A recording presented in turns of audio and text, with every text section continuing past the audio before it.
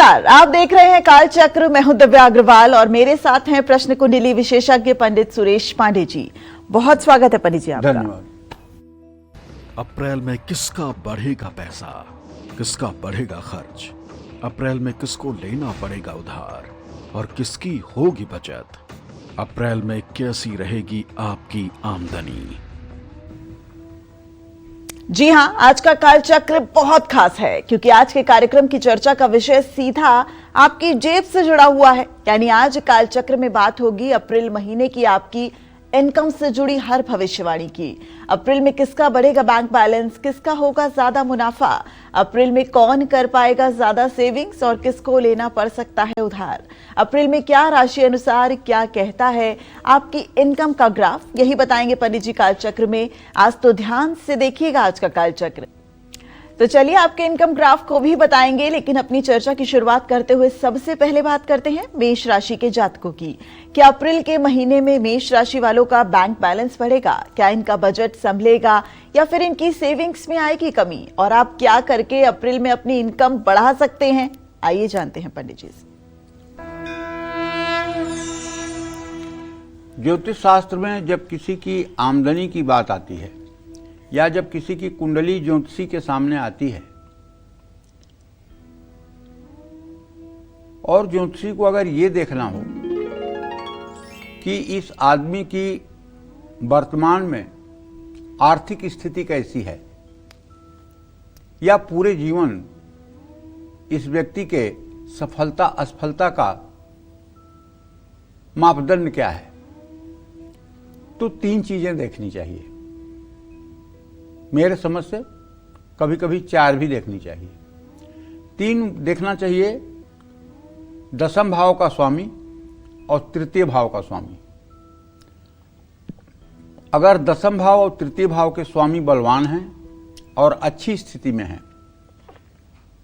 तो निश्चित रूप से ऐसे आदमी की आजीविका अच्छी होगी। दूसरी बात, 11वें भाव का स्वामी अगर अच्छी स्थिति में है, 11वें भाव का स्वामी 11वें भाव को देख रहा है या 11वें भाव के स्वामी को शुभग्रह देख रहे हैं, तो भी सोर्स ऑफ इनकम अच्छी होगी। 11वें भाव का स्वामी 12वें भाव में होगा तो बहुत मेहनत करने के बाद भी कमाई नहीं हो पाएगी। 11वें भाव का स्वामी द्वितीय भाव में होगा तो कमाई भी होगी, बचत भी होगी। 11वें भाव में शनि, राहु, केतु जैसे ग्रह होंगे तो ऐसा आदमी नाजायज तरीके से पैसा कमाएगा। और 11वें भाव में बुध, बृहस्पति, सूर्य, चंद्रमा अगर होंगे, शुक्र होगा, तो ऐसा आदमी नेक नियति से और ईमानदारी से और सच्चरित्रता से धनोपार्जन करेगा। इन सब चीजों का मूल्यांकन करके ही किसी के बारे में ये जाना जा सकता है कि उसकी आर्थिक स्थिति कैसे रहेगी। इसी तरह से ग्रहों का गोचर हर महीने बदलता रहता है। तो जो मेष राशि के जातक हैं, इनके बारे में बताना चाहूंगा कि इनके तृतीय भाव का स्वामी बृहस्पति बुध होता है और इनके दसम भाव का स्वामी शनि होता है और इनके आय भाव का भी स्वामी शनि होता है। कुल मिलाकर के मेष राशि के जातकों के शनि और बुध का अगर मूल्यांकन कर लिया जाए तो मेष राशि के जातकों के आर्थिक स्थिति को ठीक से अनुमान लगाया जा सकता है। अब इस अप्रैल के महीने में जो ग्रह गोचर है वो ये है कि 11 अप्रैल तक तो आपकी आमदनी अच्छी रहेगी। आमदनी बढ़ाने के कई अवसर भी आपको प्राप्त होंगे क्योंकि आपके लाभ भाव में राहु के होने से अचानक आपको धन लाभ हो सकता है। 11 अप्रैल तक कोई नई डील या बोनस भी आपकी आर्थिक स्थिति को मजबूत करेगा। इसके बाद आमदनी की गति थोड़ी धीमी हो सकती है। मंगल और शनि के 12वें भाव में आने से खर्च बढ़ सकते हैं। इलाज, यात्रा या दिखावे के कारण खर्च बढ़ने की संभावना है। महीने के दूसरे पार्ट में आपके खर्च नियंत्रण में आ सकते हैं। 11 अप्रैल से पहले निवेश करना आपके लिए फायदेमंद और सुरक्षित होगा। 11 से 27 अप्रैल के बीच बुध नीच स्थिति में रहेगा। ऐसे में इस समय बड़े निवेश आपको टालने चाहिए। क्यों टालने चाहिए? इसलिए कि आपके पराक्रम भाव का स्वामी बुध है। निवेश करते समय किसी एक्सपर्ट या अनुभवी व्यक्ति से सलाह भी लेना चाहिए। अरे एक बात ध्यान रखिएगा कि आपके इस समय 12वें भाव पर शनि है और शनि की दृष्टि आपके धन भाव पर है, तो इससे आपकी सेविंग्स प्रभावित हो सकती है। हालांकि शुक्र और बृहस्पति के कारण धीरे धीरे बचत भी बढ़ेगी। महीने के अंत में आपके सेविंग्स में सुधार की संभावना है। 11 अप्रैल के बाद आर्थिक मामले में धोखा मिल सकता है। आप किसी गलत डील को करके धनहानि करा सकते हैं। ऑनलाइन या अनजान लोगों पर भरोसा करने से धनहानि की संभावना है। जल्दी पैसा कमाने का लालच नुकसान पहुंचा सकता है। 19 अप्रैल के बाद घर की मरम्मत, सजावट या घर बदलने के लिए समय शुभ है। इन सभी कामों में आपके पैसे खर्च हो सकते हैं। किसी बड़ी प्रॉपर्टी की डील करने से आपको बचना होगा। घर बदलने के योग बनेंगे, लेकिन सोच समझकर फैसला लीजिए। अप्रैल में गाड़ी सावधानी से चलाइए। गाड़ी की मरम्मत आपके खर्च को बढ़ा सकती है। 11 अप्रैल के बाद गाड़ी खरीदने में रुकावट आ सकती है। आपके मन में असंतोष की भावना रह सकती है। यात्रा करते समय धन हानि का योग बन सकता है। ऐसे में सावधान रहें। मैं तो कहूँगा कि देखिए, अगर आप चाहते हैं कि आपके आजीविका का माध्यम अच्छा बना रहे तो आप नित्य प्रातः सायं हनुमान चालीसा के पाठ करिए। अगर ज़्यादा स्थिति खराब है तो 10-10 बार पाठ करिए। अगर हल्की फुल्की परेशानी है तो एक बार भी पाठ कर लेंगे तो काम चल जाएगा। लेकिन अगर स्थिति ऐसी है कि बेरोजगारी है, बिल्कुल आय स्रोत ठप हो गया है, चारों दिशाओं में अंधेरा छाया हुआ है, तो आप एक बढ़िया देसी घी का या तिल के तेल का दिया जलाकर हनुमान जी के चित्र के सामने लाल फूल अर्पित करके, धूप दीप जला करके, हनुमान जी को भोग प्रसाद चढ़ा करके और 10 बार सुबह 10 बार शाम हनुमान चालीसा का पाठ शुरू कर दीजिए। ये पाठ जो ही आप शुरू करेंगे 10 दिनों के अंदर ही आपके जीवन में परिवर्तन आपको दिखाई देने लगेगा। जय मां विंध्यवासिनी। और आप जानते हैं, आने वाले 4 अप्रैल को हमारे और आपके साथ को यानी काल चक्र को 15 साल पूरे हो रहे हैं। आप अपने ऑडियो या वीडियोस के माध्यम से काल चक्र के सुनहरे और बेमिसाल सफर का हिस्सा बन सकते हैं। पंडित सुरेश पांडे जी और काल चक्र की पूरी टीम का मनोबल बढ़ा सकते हैं। आप अपने वीडियोस हमारी ईमेल आईडी पर भेज सकते हैं। हमारी ईमेल आईडी है kalchakra@bagnetwork.in। आप अपने अनुभव हमसे साझा करें तो ये दिन और भी खास बन जाएगा।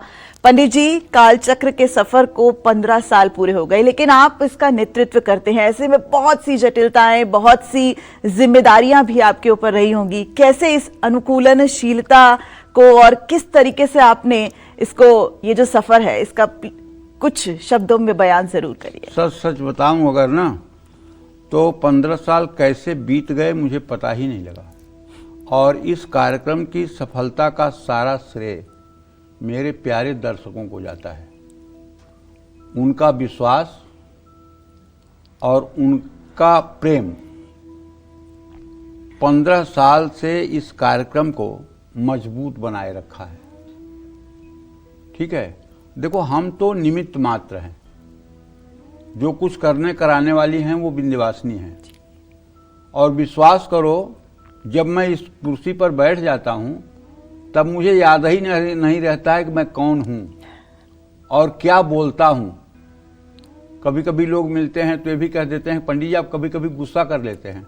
हमने कहा भैया मैं नहीं जानता कि मैंने कब गुस्सा किया, लेकिन गुस्सा भी दिलाने वाला कोई होता है और हंसाने वाला भी कोई होता है। तो इसलिए जो हमारे दर्शकों का विश्वास और प्यार 15 सालों में मिला, उसके लिए मैं कृतज्ञ हूं और हृदय से इन लोगों का आभारी हूं। 4 अप्रैल को 15 साल पूरे हो रहे हैं और बहुत से हमारे ऐसे दर्शक हैं जो नियमित कालचक्र को देखते हैं और कालचक्र के उपायों को करके, कालचक्र में बताए हुए दिशा निर्देशों को मान करके उन्होंने अपने जीवन को काफ़ी हद तक बदला है। वो अपना अनुभव वीडियो के माध्यम से, ऑडियो के माध्यम से हमें भेजते हैं और उसको हम 4 तारीख को अपने कार्यक्रम में सम्मिलित करते हैं। हो सकता है कि ऑडियो वीडियो बहुत ज़्यादा आ जाएं, 4 तारीख को सारे वीडियो ऑडियो नहीं सम्मिलित किए जाएं, लेकिन वो तब आगे के दिनों में सम्मिलित किए जाएंगे। ऐसा नहीं है कि वो ऑडियो वीडियो आएगा और वो पड़ा रहेगा। 4 तारीख को भी चलेगा तो 5 को भी चलेगा, 6 को भी चलेगा तो 7 को भी चलेगा। ऐसे ऑडियो वीडियो जो आएंगे वो चलेंगे ही चलेंगे। तो कहने का मतलब ये है कि 4 तारीख को जो 15 साल पूरे हो रहे हैं, इसका सारा श्रेय मैं अपने प्रिय दर्शकों को देना चाहूँगा और उन्हीं के बल से, उन्हीं के विश्वास से यहाँ तक की सफ़र को पाया जा सका है। जय मां विंध्यवासिनी। तो आप ये जय मां विंध्यवासिनी जो सुनते हैं, ये सिर्फ शब्द नहीं है, ये सिर्फ बोल नहीं है, इसके पीछे एक गहरा संदेश और विंध्यवासिनी मां की असीम कृपा है। और आपका और हमारा साथ आगे भी यूं ही बना रहे। आप अपने ऑडियो और वीडियो संदेश हमें भेजना न भूलें। आप हमें ईमेल कर सकते हैं और हम कोशिश करेंगे कि जितने ज्यादा से ज्यादा दर्शकों का ऑडियो और वीडियो संदेश 4 अप्रैल को अपने इस शो के माध्यम से आप सभी के साथ साझा करेंगे। तो चलिए अब रुक करते हैं राशियों का और अब बात करते हैं वृषभ राशि वालों की। कैसी रहेगी अप्रैल में इनकी फाइनेंशियल कंडीशन, क्या कहती है अप्रैल महीने की इनकी इनकम भविष्यवाणी, आइए जानते हैं। वृषभ राशि और वृषभ लग्न में जो लोग पैदा होते हैं, उनके आजीविका भाव का स्वामी शनि और पराक्रम भाव का स्वामी चंद्रमा होता है और इनके आय स्रोत का जो स्वामी होता है वो बृहस्पति होता है। शनि चंद्रमा बृहस्पति के बलाबल को देख करके इनके आर्थिक पहलू पर नजर डाली जा सकती है। इस महीने सूर्य, मंगल और बुध आपको आर्थिक लाभ देंगे। बीच बीच में कुछ हल्की फुल्की रुकावटें भी आएंगी, लेकिन महीने के अंत में आपको लाभ जरूर मिलेगा। नौकरी पेशा और कारोबारियों को धन लाभ हो सकता है। आपको अपने संपर्कों से भी धन लाभ की संभावना बनी हुई है। मंगल के कारण थोड़े खर्च तो बढ़ेंगे, छोटे छोटे अनियोजित खर्च भी बढ़ सकते हैं। पारिवारिक कारणों से भी आपके खर्चे बढ़ सकते हैं। बृहस्पति के कारण आपकी बचत होने की संभावना बढ़ रही है, लेकिन 11 अप्रैल के बाद गलत फैसले आपकी सेविंग्स को, आपकी बचत को प्रभावित कर सकते हैं। 11 अप्रैल से पहले निवेश करना बेहतर होगा। इसके बाद निवेश में जोखिम बढ़ सकता है। लंबे समय के लिए बहुत सोच समझ करके आप निवेश कर सकते हैं और सुरक्षित निवेश करें। दूसरों के बहकावे में और खास करके लालच देने के चक्कर में ना आए। आर्थिक मामलों में आपसे कुछ गलतियां हो सकती हैं। 11 अप्रैल के बाद गलत सलाह और गलत फैसले आपको नुकसान पहुंचा सकते हैं। साझेदारी में गलती होने से भी आर्थिक नुकसान हो सकता है। जल्दी मुनाफा पाने के चक्कर में न पड़े वरना नुकसान होगा। संपत्ति सुख में मिले जुले परिणाम प्राप्त होंगे। नई संपत्ति खरीदने में जल्दबाजी ना दिखाएं। पैतृक संपत्ति के मामलों में कुछ रुकावटें या तनाव की संभावना है। नई गाड़ी खरीदने के लिए महीने का पहला भाग शुभ है। जल्दबाजी में वाहन चलाना नुकसानदायक होगा। गाड़ी खरीदते या बेचते समय कागजातों पर ध्यान जरूर दें। मैं आपसे एक बात कहना चाहूँगा, अगर आपकी वृषभ राशि है तो आप 2 काम करिए। पहला काम ये करिए आप कि अपने घर में अगर अभी तक श्रीयंत्र नहीं है तो एक स्फटिक का श्रीयंत्र रख लीजिए और एक दक्षिणावर्ती शंख रख लीजिए। आपकी वृषभ राशि है तो ये उपाय आप भी कर सकते हैं और आपकी धर्म पत्नी भी कर सकती हैं। दक्षिणावर्ती शंख में क्रमशः जल, दूध, चीनी का रस, शहद, घी और दही से श्री सूक्तम बोलते हुए अभिषेक कर दीजिए। उसके बाद शुद्ध जल से श्री यंत्र को अभिषेक करके चांदी के कटोरी में लाल आसन पर लाल कपड़ा बिछाकर विराजमान करिए। कलावा लपेटिए, हल्दी चावल डालिए, रोली सिंदूर डालिए, लाल फूल चढ़ाइए, धूप दीप दिखाइए और प्रसाद के लिए काजू किशमिश मिश्री का भोग लगाइए। चांदी के गिलास में पानी रखिए, कपूर से आरती करिए और श्री सूक्तम के मंत्रों को बोलते जाइए, बोलते जाइए, बोलते जाइए। ये उपाय सुबह शाम दोनों समय अगर आपके घर में होने लगे तो मैं विश्वास के साथ कह सकता हूं आपको पता भी नहीं चलेगा कि परेशानी आई भी थी, ये भी पता नहीं चलेगा। क्योंकि जब महालक्ष्मी का हाथ यूं आपके ऊपर हो जाएगा तो दुनिया की कौन सी ताकत है कि आपको 1 मिनट के लिए परेशान करेगी। परेशान तो वो लोग होते हैं जो ईश्वर से विमुख हैं। अहंकार विमूढ़ात्मा कर्तायु मन्यते, वो अहंकारी लोग जो अपने को कर्ता मानते हैं, जो कहते हैं मैं करूंगा, मुझे करना है, मैंने किया है, मैंने ये सब बनाया है, मैंने ये सब किया है। अहंकार विमूढ़ात्मा कर्तायु मन्यते, जो अपने को कर्ता मानते हैं। और जो अपने आप को कर्ता नहीं मानते हैं, जो अपने आप को निमित्त मानते हैं कि मैं तो एक केवल निमित्त मात्र हूं, करने कराने वाले प्रभु हैं, जैसा हमसे करवाते हैं वैसा हम कर देते हैं, करने कराने वाले भगवान हैं, हम तो निमित्त मात्र हैं। निमित्त मात्रम भव सव्यसाचिनः, भगवान कृष्ण अर्जुन से कहते हैं हे अर्जुन, तू इस युद्ध में केवल निमित्त बन जा, तू करने कराने वाला नहीं है। तो इसलिए जो लोग अपने को निमित्त मान करके जीवन में आगे बढ़ेंगे उन्हें सफलता जरूर मिलेगी। जय मां विंध्यवासिनी। चलिए बात करें मिथुन राशि के जातकों की फाइनेंशियल कंडीशन की, लेकिन इस वक्त कालचक्र के एक नियमित दर्शक हमारे साथ जुड़ गए हैं। झांसी से पवन जी हमारे साथ जुड़ गए हैं। पवन जी, बहुत स्वागत है आपका कालचक्र में। पंडित जी से अपना सवाल कीजिए। जय मां विंध्यवासिनी पंडित जी। जय मां विंध्यवासिनी भैया। पंडित जी, मेरे 3 सवाल हैं। मेरी जन्म तिथि है 12 सितंबर 1988 जी, सुबह 4 बजे के आसपास का जन्म है जी। पंडित जी। मेरी आंखें 99% ठीक है, तो मैं ये जानना चाहता था कि मेरी शादी कब तक होगी और कैसी होगी। और दूसरी बात पंडित जी, मैं श्रीम का जाप करता हूँ, आपने बताया था, तो ये 21,600 जाप पर डे करना है, तो ये दिन भर में कभी भी कर सकते हैं कि लगातार करना है।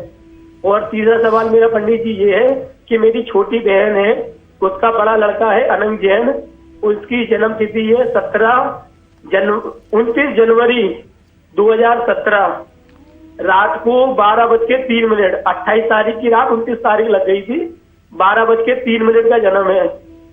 कि ये इसका भविष्य कैसा रहेगा, ये पढ़ाई लिखाई में मन नहीं लगाता अपना। चलिए, सबसे पहले मैं आपके बारे में पवन जी बताना चाहूंगा कि आपके विवाह भाव का स्वामी बृहस्पति है, जो इस समय बुध के साथ परस्पर पंचम नवम है, लेकिन शनि इस समय सूर्य के साथ मड़ऊ योग कारक है। अब आपकी उम्र अगर देखा जाए 35 साल की, 36 साल की हो रही है, और आपके विवाह में विलंब नहीं महाविलंब हो चुका है, और अभी भी 26 जून तक आपके विवाह का कोई योग बनता हुआ नहीं दिखाई दे रहा है।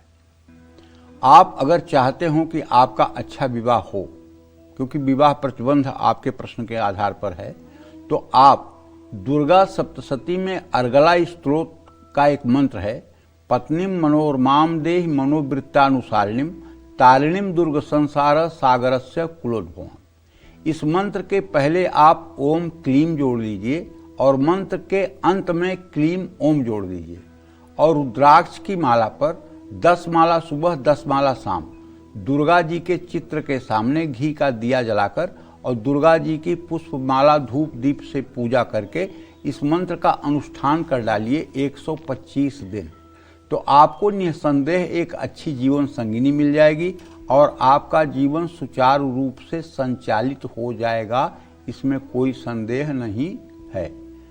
और जहाँ तक आपने अपने बहन के बेटे के बारे में प्रश्न पूछा है, तो देखो अभी छोटा है और उसका भविष्य अभी कुछ नहीं कहा जा सकता। 12 साल के बाद बच्चों का भविष्य निर्धारित होता है। 4 साल तक बच्चे माता के पाप पुण्य से, 8 साल तक बच्चे पिता के पाप पुण्य से दुख सुख पाते हैं। उसके बाद जो बच्चों की स्थिति होती है 12 साल के बाद, वो अपने प्रारब्ध के अनुसार होती है। मेरी शुभकामना है कि आपके भांजे का जीवन सुखमय रहे। जय मां विंध्यवासिनी। तो चलिए अब इसी के साथ बात करते हैं मिथुन राशि वालों की। कैसी रहेगी अप्रैल में मिथुन राशि वालों की फाइनेंशियल कंडीशन, कब इन्हें पैसों का नुकसान उठाना पड़ सकता है, कब इनको पैसों के मामले में ध्यान देना है और कब इनको पैसों से जुड़ी खुशखबरी मिल सकती है, क्या कहता है इनका अप्रैल महीने का इनकम ग्राफ, आइए जानते हैं।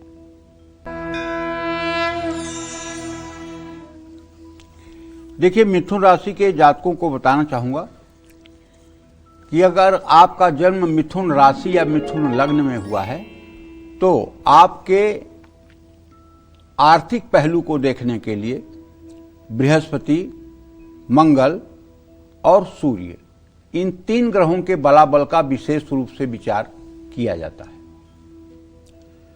तो जो बलाबल दिखाई दे रहा है वो ये है कि आपके ही राशि में इस समय देवगुरु बृहस्पति विराजमान है।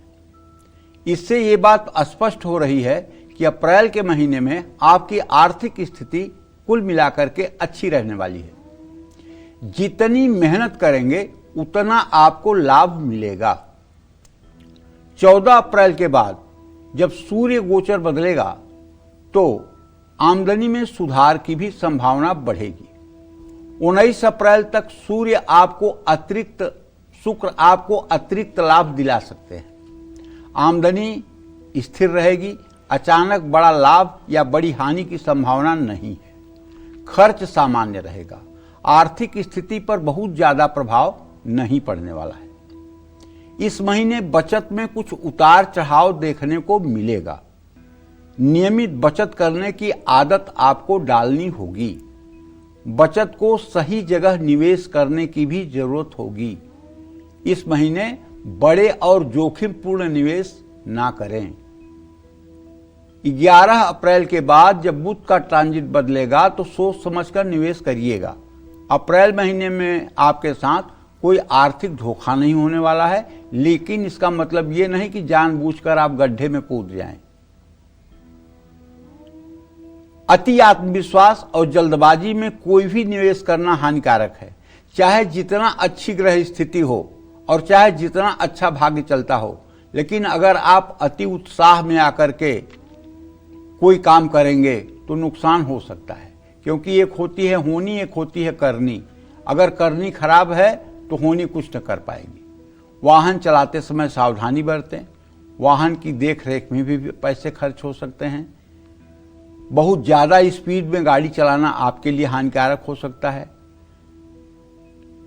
हाँ, एक बात जरूर कहना चाहूंगा कि आपके चतुर्थ भाव का भी स्वामी बुध है और चूंकि इसका ट्रांजिट बदल रहा है, इसलिए अगर आप अप्रैल महीने में गाड़ी खरीदने की योजना बना रहे हैं और इसको स्थगित कर दें तो ज्यादा उचित रहेगा। अप्रैल की जगह आप मई में वाहन खरीद लें। आपसे कहना चाहूंगा कि यदि आप चाहते हैं कि आपका जीवन अच्छा रहे तो आप भगवान शिव की उपासना करिए। हो सके तो नित्य शिवालय जाइए। अगर नहीं शिव मंदिर जा सकते हैं तो घर में ही पारे का शिवलिंग हो या नर्मदेश्वर शिवलिंग हो, उस पर जल, दूध, चीनी का रस, हल्का सा शहद, दही, ये सब चीज़ों का लेप करके शुद्ध जल से धो करके बिल्वपत्र, भस्म विभूति डाल करके, सफ़ेद पुष्प चढ़ा करके, धूप दीप से पूजा करके, कुछ भोग प्रसाद चढ़ा करके कपूर से आरती कर लें। इससे भी आने वाला समय आपका मंगलमय हो जाएगा। जय मां विंध्यवासिनी। तो आने वाले 4 अप्रैल को कालचक्र को 15 साल पूरे हो रहे हैं। आप अपने ऑडियो और वीडियोस के माध्यम से कालचक्र के सुनहरे और बेमिसाल सफर का हिस्सा बन सकते हैं। पंडित सुरेश पांडे जी और कालचक्र की पूरी टीम का मनोबल बढ़ा सकते हैं। आप हमें वीडियोस और ऑडियोज ईमेल पर भेज सकते हैं। हमारी ईमेल आईडी है kalchakra@bagnetwork.in। आप अपने अनुभव हमसे साझा करेंगे तो ये दिन और भी खास बन जाएगा। अब रुक करते हैं राशियों का और अब बात करते हैं कर्क राशि वालों की। कैसी रहेगी अप्रैल महीने में कर्क राशि वालों की फाइनेंशियल कंडीशन? अप्रैल में कब इनको लेन देन में सावधानी बरतनी है और कब ये आमदनी बढ़ाने में सफल रहेंगे? क्या कहता है अप्रैल महीने का इनका इनकम ग्राफ? आइए जानते हैं। जो लोग कर्क राशि या कर्क लग्न में पैदा हुए हैं उनसे कहना चाहूंगा कि देखिए, आपके आर्थिक पहलू पर विचार करने के लिए मंगल, सूर्य और बुध, इन 3 ग्रहों का गंभीरता से अध्ययन करना चाहिए। इसके आधार पर जो अप्रैल का ग्रह गोचर बन के आ रहा है, महीने की शुरुआत में तो हम आपकी आमदनी को कमजोर और अस्थिर देख पा रहे हैं। 19 अप्रैल के बाद आपके आमदनी में सुधार की संभावना बन जाएगी। जितनी मेहनत करेंगे उतना धन लाभ होगा। कुछ मामलों में पैसा मिलने में देरी हो सकती है। महीने का दूसरा भाग आर्थिक स्थिति के लिए बेहतर साबित होगा। महीने के पहले भाग में बीमारी, यात्रा या जरूरी कार्यों पर धन खर्च हो सकता है। भावुक होकर के खर्च करने से बचना चाहिए। महीने के दूसरे भाग में आपके खर्च नियंत्रण में आ सकते हैं। महीने के पहले भाग में केतु के कारण आपकी बचत प्रभावित हो सकती है। 14 अप्रैल के बाद धीरे धीरे बचत करने का मौका मिलेगा। इस महीने आपको कोई भी नया और बड़ा निवेश टालना होगा। जोखिम वाले निवेश और कारोबार से दूरी बनानी होगी। सुरक्षित और छोटे निवेश लाभदायक होंगे। पैसों के मामले में धोखा मिल सकता है या आप गलत फैसले ले सकते हैं। भावुक होकर निवेश करना या किसी को पैसा उधार देने से बचना चाहिए। इस महीने संपत्ति के मामलों में आपको मिले जुले परिणाम प्राप्त होंगे। 19 अप्रैल के बाद आपकी स्थिति में सुधार आएगा, लेकिन जल्दबाजी में कोई संपत्ति से जुड़ा डिसीजन आपको नहीं लेना चाहिए। वाहन चलाते समय पूरी सावधानी बरतें। जल्दबाजी या जोखिम भरे फैसले गाड़ी खरीदते समय ना लें। नई गाड़ी खरीदने के लिए समय शुभ नहीं है। मैं आप सभी दर्शकों से जो कर्क राशि या कर्क लग्न में पैदा हुए हैं उनसे यही कहना चाहूँगा कि यदि आपके ऊपर कर्ज की स्थिति है, मान लीजिए चाहे वो बैंक की EMI है और चाहे कोई प्राइवेट लोन है, तो आप अगर अभी तक नहीं कर पाए हैं तो अब पहली बात तो मंगलवार को कर्जा उतारना शुरू करिए। जब भी किसी को पैसा देना हो, चाहे बैंक में और चाहे किसी प्राइवेट व्यक्ति को, मंगलवार को पैसा दीजिए। और दूसरी बात, ऋण मोचन मंगल स्त्रोत का 7 बार सुबह शाम पाठ करना शुरू कर दीजिए। और तीसरी बात, मंगलवार को गाय को गेहूं की रोटी और गुड़ ये आप खिलाना शुरू कर दीजिए। इससे आप निश्चित रूप से अपने जीवन में परिवर्तन देखेंगे, इसमें कोई संशय नहीं है। जय मां विंध्यवासिनी। तो वक्त हो चला एक छोटे से ब्रेक का, लेकिन ब्रेक पर जाने से पहले इस वक्त कालचक्र के एक दर्शक हमारे साथ जुड़ गए हैं। मेरठ से सुरेंद्र जी हमारे साथ जुड़ गए हैं। सुरेंद्र जी, बहुत स्वागत है आपका कालचक्र में। अपना सवाल कीजिए। पंडित जी प्रणाम। हाँ, सदा सुखी रहिए। पंडित जी, मैं पहले भी आपसे 2 बार बात हो चुकी है। मेरा नाम है सुरेंद्र कुमार अग्रवाल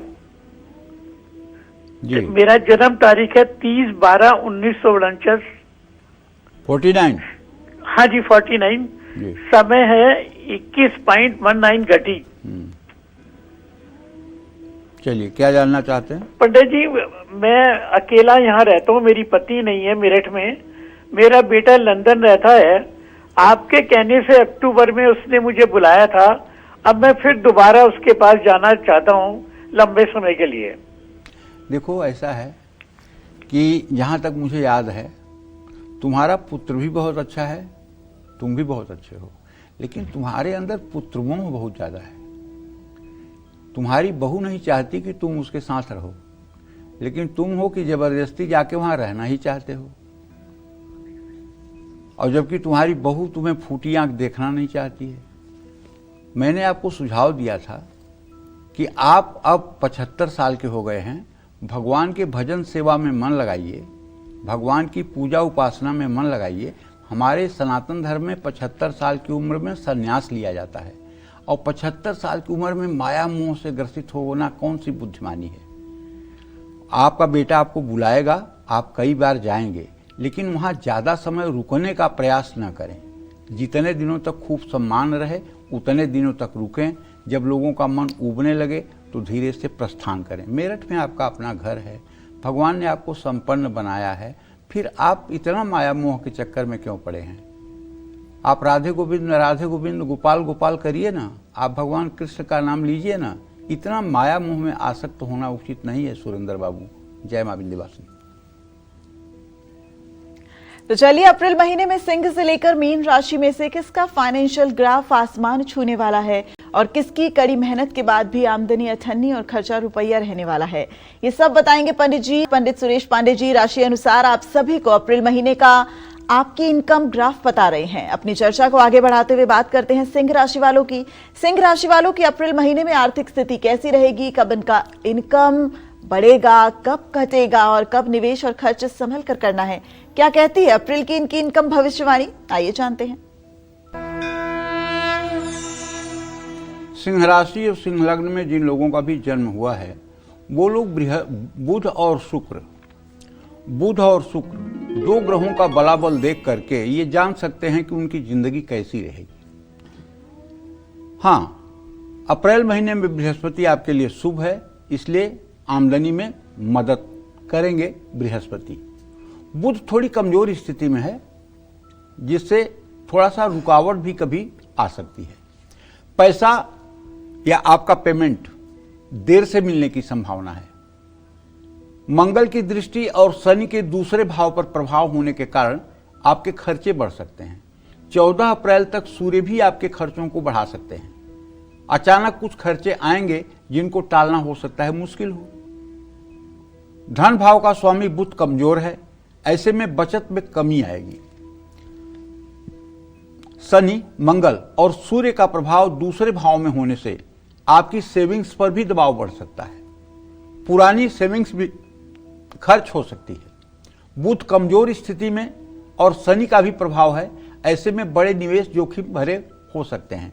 देखिए, मैं हर समय आपको बताता हूं कि आपके ऊपर एक तो शनि की ढैया चल रही है, दूसरे अभी आपके राशि पर चंद्रग्रहण लगा था, उसका भी कुप्रभाव है, शनि की ढैया का भी कुप्रभाव है, और तीसरा कुप्रभाव है कि आपके राशि में केतु इस समय गोचर कर रहा है। तो इन तीन विपदाओं से तो आप घिरे हुए हैं।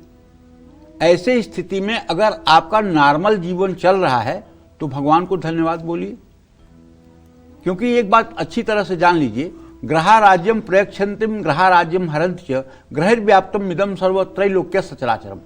इस चराचर जगत में अगर छोटी सी भी कोई घटना होती है ना, तो वो ग्रहों से प्रेरित होती है। बिना ग्रहों की प्रेरणा के इस संसार में एक पत्ता भी नहीं हिलता है। और ये जो 9 ग्रह हैं, मतलब आप आश्चर्य करेंगे, आप सोचेंगे ये क्या कह रहे हैं पंडित जी, लेकिन मैं आपको बताऊं कि अगर ज्योतिष कोई जानता है और ज्योतिष कोई देखे तो ये बता सकता है कि आपने कितने बजे गर्म चीज पिया है, कितने बजे आपने ठंडी चीज पिया है और क्या आपने खाया है, और अगर आप रास्ते में आ रहे थे तो आपको किस किस तरह के लोग मिले हैं। इतना तक ज्योतिष बताती है। कैसे बताती है? ग्रहों के माध्यम से। हमारे मनीषियों ने जो अपने अनुभव को शास्त्रों में भरा है उससे। अब ये अलग बात है कि आज ज्योतिष करने वाले लोग इन सब बातों से दूर हट करके केवल 3 बात बता रहे हैं। आपके कुंडली में काल सर्प योग है, जो ज्योतिष का कोई योग ही नहीं है, एकदम पूरा गलत है। दूसरी बात, अरे आपके ऊपर तो पितर दोष हो गया है। तीसरी बात, आपके ऊपर काला जादू हो गया है, आपके ऊपर ब्लैक मैजिक हो गया है, आपके ऊपर किसी ने कुछ कर करा दिया है। आदमी अपने प्रारब्ध को नहीं देखता कि मैंने पूर्व जन्म में कोई पाप किया होगा जिसके कारण मैं भुगत रहा हूं, बल्कि ये सोचता है कि मेरे पड़ोसी ने, मेरे भाई ने, मेरे चाचा ने मेरे ऊपर कोई तंत्र मंत्र करवा दिया है, कोई जादू टोना करवा दिया है जिससे मैं परेशान हो रहा हूं। अरे एक बार ये भी तो कह के देखो कि मेरा पूर्व जन्म का कोई खराब प्रारब्ध होगा जिसके कारण मैं भोग रहा हूं। किसी के मुंह से आज तक ये बात नहीं निकली। जो भी आदमी परेशान है उसको कोई परेशान कर रहा है, कोई ब्लैक मैजिक कर रहा है, कोई जादू कर रहा है, कोई टोना कर रहा है। मतलब पूर्व जन्म में तो आपने बस मोती ही दान किया है, आपने लाखों गैया दान किया है पूर्व जन्म में, और इस जन्म में आपको दुख मिलना नहीं चाहिए था। ये दुख तो दूसरे लोग आपको दे रहे हैं। तो ये क्या है? एक तो आप परेशान हैं, दूसरे आप मानसिक पाप कर रहे हैं दूसरे के ऊपर शक करके। तो 19 अप्रैल से पहले छोटे और सुरक्षित निवेश करिए। बुध कमजोर है, ऐसे में आप पैसों को लेकर के गलत डिसीजन भी ले सकते हैं। दूसरे के बहकावे में आकर कोई भी आर्थिक फैसला आपको नहीं लेना चाहिए। मंगल के कारण पारिवारिक दिक्कतें, मामूली नुकसान, मरम्मत, उपकरण का रखरखाव खर्च करा सकता है। शनि संपत्ति सुख में देरी और तनाव का कारण बन सकता है। प्रॉपर्टी से जुड़े बड़े फैसले आपके लिए टालना बेहतर होगा। मंगल कमजोर है, ऐसे में गाड़ी से नुकसान संभव है, चोट लग सकती है, दुर्घटना होने की संभावना है। गाड़ी के रख रखाव पर भी खर्च हो सकता है। लेकिन करना क्या है आपको? रोज सुबह सूर्योदय के समय आलस्य त्यागो, सोकर उठिए, नित्य क्रिया करिए, स्नान करिए और सूर्य को अर्घ दीजिए और अपने घर के पूजा स्थान में बैठकर एक दिया जलाकर कम से कम 108 बार गायत्री मंत्र का जप करिए। और अगर आपकी उम्र 40 साल से नीचे है तो और 18 साल से ऊपर है तो आपको नाड़ी शोधन प्राणायाम 5 बार जरूर करना चाहिए। इसके लिए आप नित्य कर्म पूजा प्रकाश गीता प्रेस की किताब लीजिए। प्राणायाम की विधि लिखी हुई है, प्राणायाम का मंत्र लिखा हुआ है। अगर ये अभ्यास आपने कर लिया और ज्यादा नहीं 3 सालों तक, तो मैं ताम्रपत्र पर लिखकर गारंटी दूंगा कि पूरे जिंदगी एक ग्रह आपको प्रभावित नहीं कर पाएगा। अगर आपने 3 साल लगातार प्राणायाम कर लिया, नाड़ी शोधन प्राणायाम जैसा शास्त्रों में वर्णन है वैसे आपने कर लिया, तो 3 साल के बाद पूरे जीवन आपको कभी ऋण, रोग और दरिद्रता प्रभावित नहीं कर सकती है। क्योंकि ये वेद व्यास का वचन है, गीता अध्ययनशीलस्य प्राणायाम परस्य च नैवं सन्ति हि पापानि पूर्वजन्म कृतानि च। जो लोग नित्य गीता का पाठ करते हैं, जो लोग नित्य गीता का स्वाध्याय करते हैं और जो लोग नित्य प्राणायाम करते हैं, उन्हें पूर्व जन्म के पापों से कभी कष्ट नहीं होता है। ये वेदव्यास का वाक्य है, गीता महात्म्य का पहला श्लोक है। आप पढ़ लीजिएगा, मैं अपने मुंह से नहीं कह रहा हूं, वेदव्यास की गारंटी पर गारंटी दे रहा हूं। इसलिए सभी राशि के जातकों को चाहिए कि यदि सामर्थ्य है तो प्राणायाम करना चाहिए। भारत देश तपस्या की भूमि है, भारत देश भोग भूमि नहीं है, ये तप की भूमि है।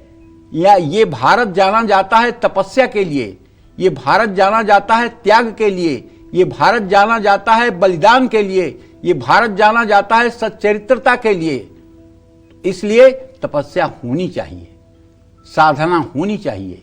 जय मां विंध्यवासिनी।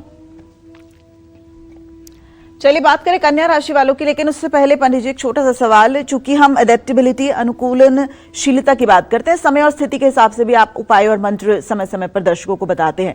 इस वक्त जो स्थिति चल रही है उसके मुताबिक म्यूचुअल फंड्स, शेयर बाजार या फिर ट्रेडिंग में पैसा लगाना सुरक्षित है या अभी बचना चाहिए? एकदम नहीं। इस समय आर्थिक विश्व युद्ध चल रहा है, इस समय आर्थिक विश्व युद्ध चल रहा है। और ये तुम समझ लो कि भारत की कुंडली कर्क राशि की है और भारत के द्वितीय भाव में इस समय राशि, भारत की राशि से द्वितीय भाव में केतु की स्थिति है और एकादश भाव का स्वामी शुक्र भी अभी निर्बल अवस्था में है। ऐसे में पूरे विश्व में इस समय आर्थिक विश्व युद्ध चल रहा है। भारत को छोड़ दो तो विश्व के दूसरे देशों में 30 से 40% पेट्रोलियम के दामों में वृद्धि हो गई है। दिल्ली की बात मत करो जी दिव्या, यूपी में चले जाओ, 400 रुपए किलो गैस बिक रही है और गैस सिलेंडर मिल नहीं रहा है। ये जो युद्ध हो रहा है उसका वैश्विक स्तर पर आर्थिक रूप से बहुत बड़ा प्रभाव पड़ रहा है। तो ये बहुत इस समय उलझा हुआ मामला है। शेयर गिरेंगे, म्यूचुअल फंड गिरेंगे, सोने के दामों में कमी आएगी और महंगाई बेहिसाब बढ़ेगी। इसलिए सब लोगों को सावधानी पूर्वक इस समय निर्णय लेकर के चलना चाहिए। कोई छोटा उपाय या मंत्र? देखिए, छोटा उपाय मंत्र क्या, हमारी एक मतलब की शिष्या है, वो सूरत में रहती हैं। तो वो जब युद्ध शुरू हुआ तो बड़ी परेशान हुई, तो उन्होंने हमसे कहा कि आप कोई ऐसा उपाय बताइए कि मैं पूजा करूं और युद्ध टल जाए। हम कहा पूजा करने से तेरे युद्ध तो हो सकता है ना टले। तो नहीं, इतने हमारे देश में संत हैं, इतने महात्मा हैं, सबका आशीर्वाद लगेगा तो युद्ध क्यों नहीं टलेगा, क्योंकि ये युद्ध बड़ा विनाशकारी है। तो हमने उनको मंत्र बताया, प्रणता नाम प्रसीदत्वम देवी विश्वार्थिहारिणी त्रैलोक्य वासिनी मिद्दे लोका नाम वरदाभो। हमने कहा तू इसी मंत्र का रोज 10 माला जप करके और प्रभु श्री राम को, माँ दुर्गा को समर्पित कर कि मतलब कि सद्बुद्धि दीजिए और ये जो राक्षसी वृत्ति वाले लोग हैं जो युद्ध कर रहे हैं, इनको सद्बुद्धि दीजिए और मानवता का जिससे नाश न हो ऐसा कुछ कल्याणकारी कदम उठाइए। तो देखिए, अगर हमारे मन में इतना भी चिंतन है कि विश्व का कल्याण हो, विश्व में उपद्रव न हो, तो ये भी कम बात नहीं है, ये भी बड़ी मानवता की बात है। बहुत सुंदर, ये बहुत श्रेष्ठ बात है। बहुत सुंदर पंडित जी। चलिए अब कन्या राशि वालों को और इंतजार नहीं कराते और अप्रैल महीने में कन्या राशि वालों को क्या धन लाभ होगा, क्या अप्रैल में इनको पैसों के लेन देन और निवेश से बचना है, क्या कहती है अप्रैल महीने की इनकी इनकम भविष्यवाणी, आइए जानते हैं। देखिए, अगर आपकी कन्या राशि है तो मैं बताऊं कि आपके आजीविका भाव का स्वामी बुध होता है और आपके आमदनी का मालिक चंद्रमा होता है, आपके धन भाव का स्वामी शुक्र होता है। तो ऐसे में अगर देखा जाए तो बुध, चंद्रमा, शुक्र के बला बल को जब हम विचार कर रहे हैं अप्रैल में, तो आपका कर्मेश बुध 11 अप्रैल तक आपके 6 हाउस में रहेगा। आप अपनी मेहनत से आमदनी बढ़ाने में सफल रहेंगे। बृहस्पति के कारण करियर में लाभ मिलेगा और आय में उछाल आएगा। 11 अप्रैल के बाद जितनी मेहनत करेंगे उतना ही लाभ पाएंगे। 7वें भाव में मंगल और शनि के साथ होने से अचानक खर्चे बढ़ सकते हैं। साझेदारों के काम में भी खर्च बढ़ने की संभावना है। आपके 12वें भाव में केतु के होने से अचानक कुछ खर्चे सामने आ सकते हैं। शुक्र और बृहस्पति की स्थिति शुभ है, ऐसे में बचत के योग हैं। 19 अप्रैल के बाद बचत और बढ़ने की संभावना है। निवेश करने के लिए 11 अप्रैल तक का समय बहुत अच्छा है। इसके बाद बुध कमजोर हो जाएंगे और जोखिम बढ़ जाएगा। सुरक्षित और दीर्घकालीन निवेश करना ही समझदारी है। कारोबार में कोई भी नया या बड़ा निवेश टालना बेहतर है। बुध कमजोर है, ऐसे में आप गलत आर्थिक फैसले ले सकते हैं या किसी की बातों में आकर अपना नुकसान कर सकते हैं। गलत पैसों के लेन देन होने की संभावना है। संपत्ति सुख मध्यम है। शनि मामूली रुकावट डालेंगे, लेकिन कोई बड़ा नुकसान होने की संभावना तो कम है। मंगल के कारण गाड़ी खरीदने या बेचने में आपको सावधानी बरतनी होगी। जल्दबाजी में गाड़ी चलाना हानिकारक होगा। नई गाड़ी भी सोच समझकर खरीदें।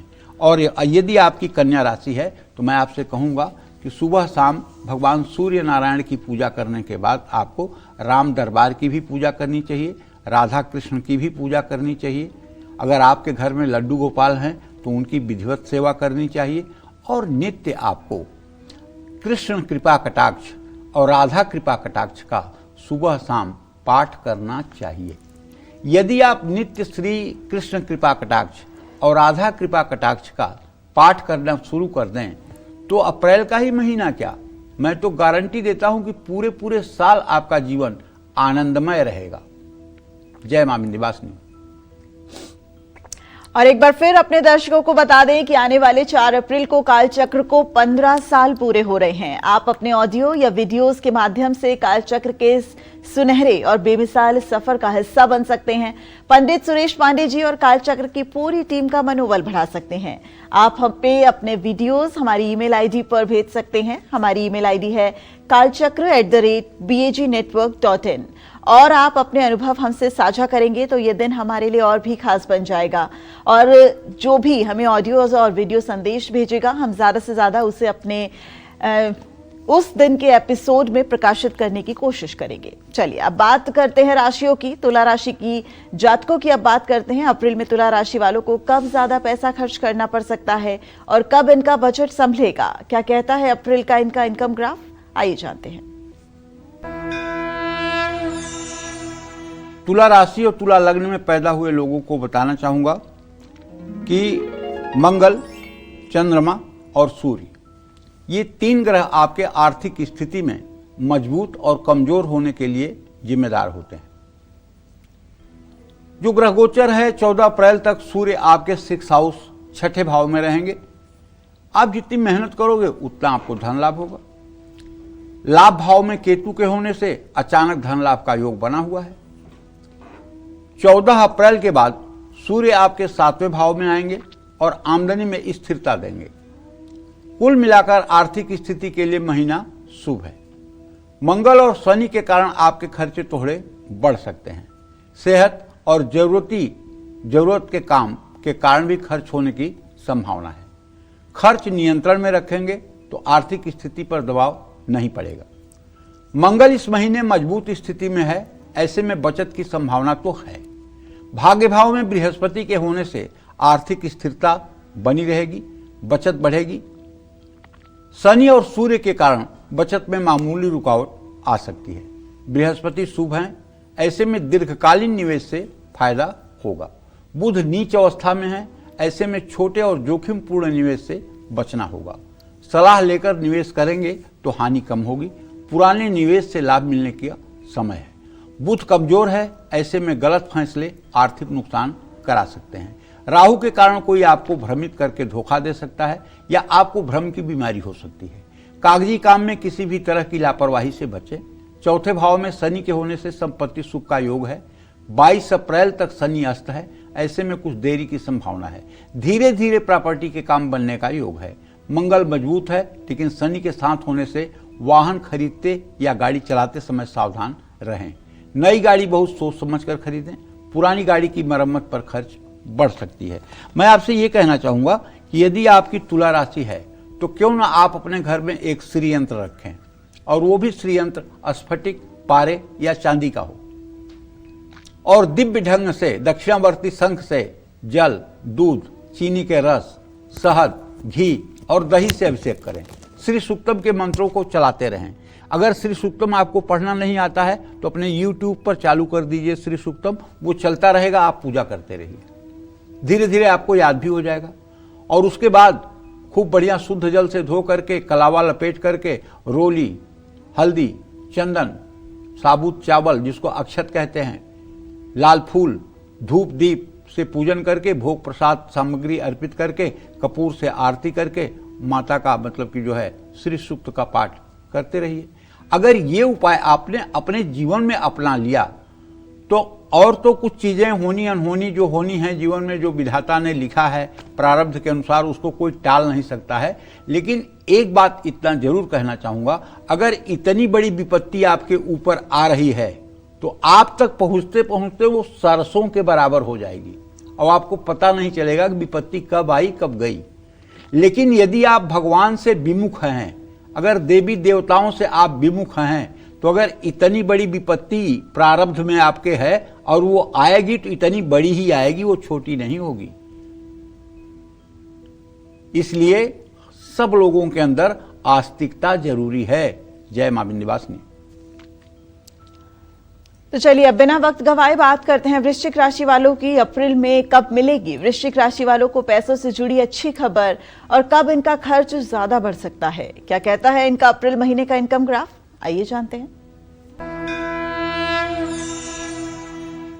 वृश्चिक राशि के जातकों को और वृश्चिक लग्न के जातकों को बताना चाहूंगा कि भाई देखिए, आपके धन भाव का स्वामी बृहस्पति है, आय स्रोत का स्वामी सूर्य है और आपके सोर्स ऑफ इनकम का मालिक बुध है। तो सूर्य बुध बृहस्पति का मूल्यांकन आपके जीवन को किस दिशा में, डायरेक्शन में आपका जीवन जा रहा है ये बता सकता है। जो ग्रह स्थिति हम देख पा रहे हैं, 14 अप्रैल तक सूर्य आपके 5वें भाव में रहेंगे। सूर्य के साथ शनि का होना महीने के पहले भाग को थोड़ा मुश्किल तो बनाएगा। 14 अप्रैल के बाद सूर्य के 6ठे भाव में आने से आमदनी में सुधार होगा। बुध भी शुभ है, ऐसे में आमदनी बढ़ने का योग। आमदनी के नजरिए से महीने का दूसरा भाग ज्यादा स्ट्रांग है, ज्यादा मजबूत है। अप्रैल महीने में पारिवारिक जिम्मेदारियां और बच्चों की शिक्षा के कारण खर्च बढ़ेगा। इस महीने सेहत प्रभावित होने से भी अचानक कुछ खर्चे सामने आ सकते हैं। शनि की दृष्टि और सूर्य की स्थिति के कारण बचत करना मुश्किल होगा, लेकिन महीने के दूसरे हिस्से में बचत होने की संभावना है। बुध शुभ है, ऐसे में छोटे लेकिन लाभदायक निवेश होने की संभावना है। 11 अप्रैल के बाद बुध शनि का योग होने से जोखिमपूर्ण निवेश से बचें। बृहस्पति आपको दीर्घकालीन निवेश करने की सलाह देते हैं।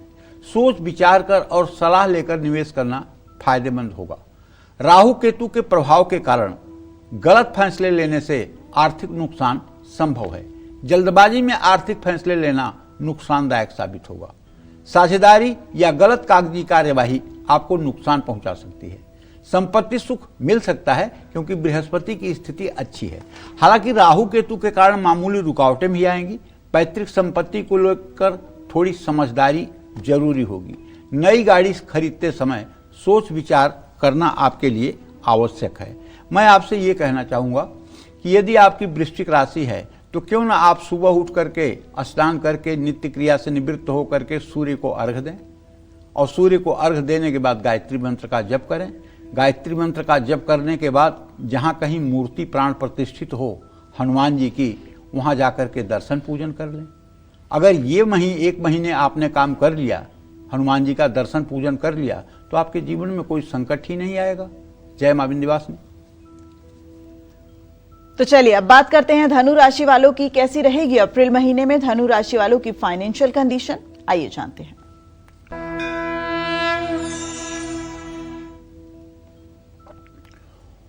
देखिए, धनु राशि के जातकों को बताना चाहूंगा कि आपके आजीविका का मालिक बुध है और आपके धन भाव का स्वामी शनि है और आपके आय भाव का स्वामी शुक्र है। तो शनि, शुक्र और बुध का मूल्यांकन किए बिना आपके आर्थिक पहलू को नहीं जाना जा सकता। यदि आप धनु राशि या धनु लग्न में पैदा हुए हैं तो 19 अप्रैल तक शुक्र आपको मेहनत के अनुसार ही धन लाभ कराएंगे। समझ गए आप?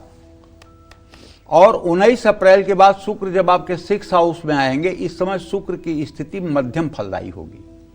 आमदनी बहुत मजबूत नहीं रहेगी। 7वें भाव में बृहस्पति के कारण साझेदारी के काम से धन लाभ होगा। महीने का पहला भाग थोड़ा कमजोर है।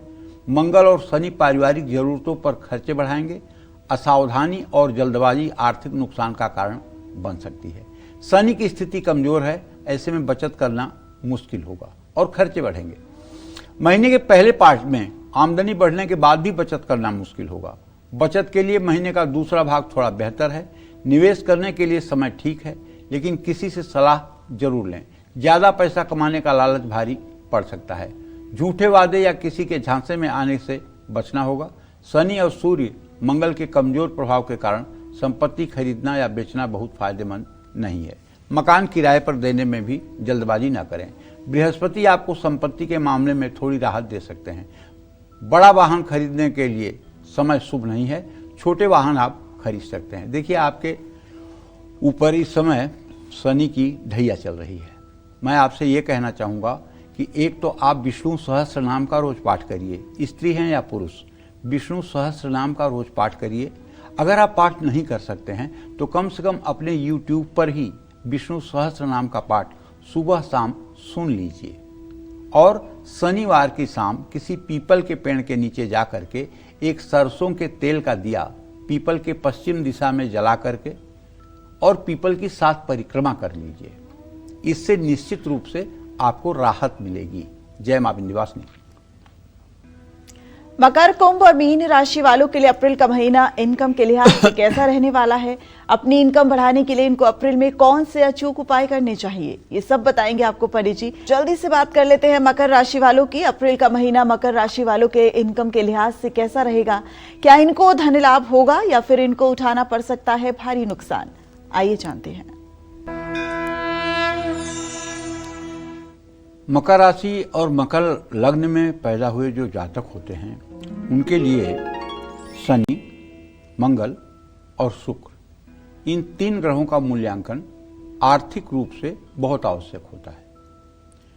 अब ग्रह गोचर की बात अगर हम अप्रैल महीने में कर रहे हैं तो आपके अभी तो द्वितीय भाव में, लेकिन तृतीय भाव में मंगल गोचर कर जाएंगे। नौकरी पेशा और कारोबारियों को 11 अप्रैल तक धन लाभ होता रहेगा। महीने के दूसरे भाग में आमदनी स्थिर रहेगी। किसी नए स्रोत से धन लाभ की संभावना कम है। महीने के पहले भाग में आपके खर्च नियंत्रण में रहेंगे, लेकिन 22 अप्रैल के बाद शनि अस्त हो जाएंगे। व्यर्थ के खर्च बढ़ सकते हैं। अभी भी शनि अस्त की स्थिति में है। आप अपनी सुख सुविधाओं पर भी खर्च करेंगे। इसके कारण बचत भी प्रभावित हो सकती है। शनि और बृहस्पति के कारण बचत औसत रहने की संभावना है। सोच समझकर खर्च और निवेश करें। बड़े निवेश करने के लिए महीने का दूसरा भाग अच्छा है। निवेश करते समय किसी भी तरह के जोखिम से बचना होगा। आर्थिक धोखा मिलने की संभावना नहीं है, लेकिन 11 अप्रैल के बाद नए ऑफर किसी वादे या सौदे को लेकर बहुत सावधान रहने का संकेत दे रहे हैं। किसी भी तरह के आर्थिक झांसे में आने से बचें, क्योंकि पाप के बाप का नाम लालच होता है। अगर लालच में कोई काम करेंगे तो नुकसान होगा। संपत्ति का सौदा करने के लिए महीना मध्यम फलदायी है। गाड़ी खरीदने या बेचने के लिए 19 अप्रैल तक समय अच्छा है।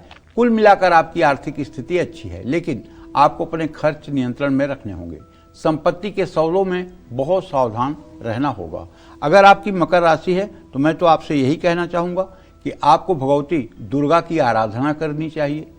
नित्य दुर्गा सप्तशती के कवच का पाठ करना चाहिए। नित्य दुर्गा सप्तशती के दुर्गा अष्टोत्तर शतनाम का पाठ करना चाहिए। नित्य दुर्गा सप्तशती के सप्त श्लोकी दुर्गा का पाठ करना चाहिए और क्षमा प्रार्थना करनी चाहिए। सुबह शाम यदि आप शक्ति की उपासना करते रहेंगे तो आपका कल्याण होगा। जय मां विंध्यवासिनी। और एक बार फिर अपने दर्शकों से खुशी साझा करते हैं कि आने वाले 4 अप्रैल को काल चक्र को 15 साल पूरे हो रहे हैं।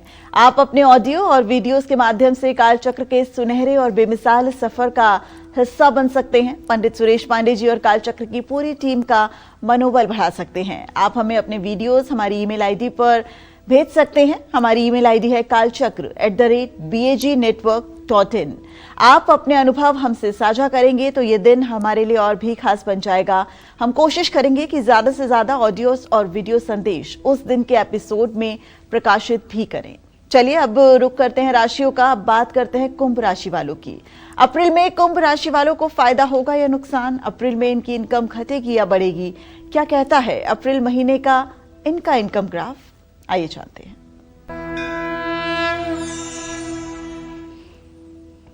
मंगल और बृहस्पति ये दोनों ही आपके आर्थिक स्थिति के लिए जिम्मेदार ग्रह हैं, चाहे आप कुंभ राशि में पैदा हों चाहे कुंभ लग्न में पैदा हो। देखिए, ये महीना आपके लिए तो मिला जुला रहने वाला है, लेकिन आप मत भूलिएगा कि आपके ऊपर शनि की 7.5 भी चल रही है। बृहस्पति तो शुभ स्थिति में है, रुका हुआ पैसा दिलवा देंगे, आमदनी का स्रोत बढ़ा देंगे, इसमें कोई संदेह नहीं है। लेकिन महीने की शुरुआत में आमदनी स्थिर रहेगी और 14 अप्रैल के बाद एक से ज्यादा स्रोत से धन लाभ की संभावना दिखाई दे रही है।